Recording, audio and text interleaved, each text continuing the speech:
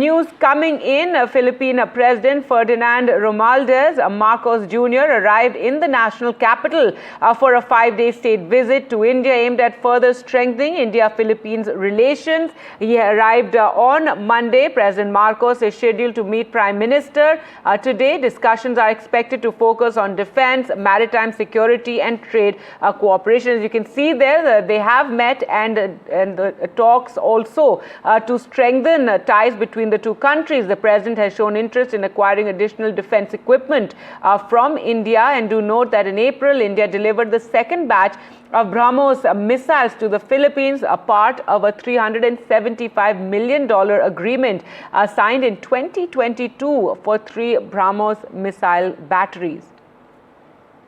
Let's go across to Gauri for more on this story. And Gauri, give us more details about the program today.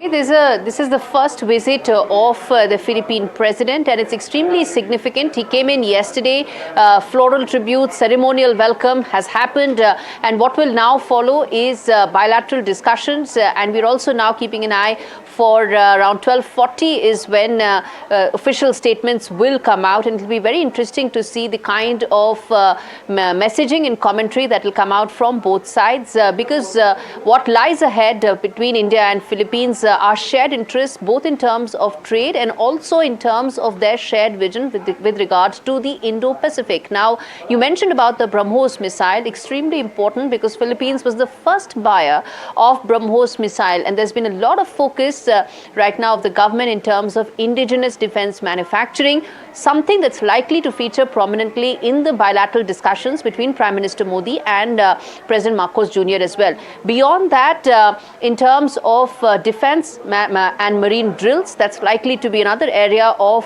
importance.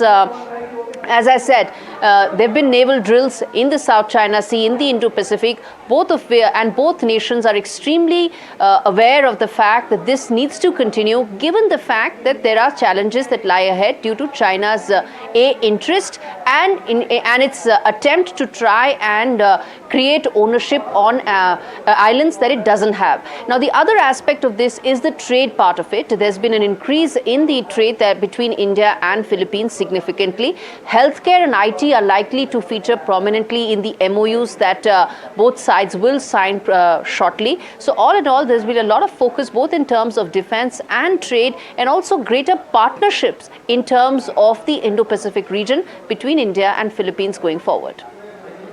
All right, Gauri, thanks so much for joining us with those details.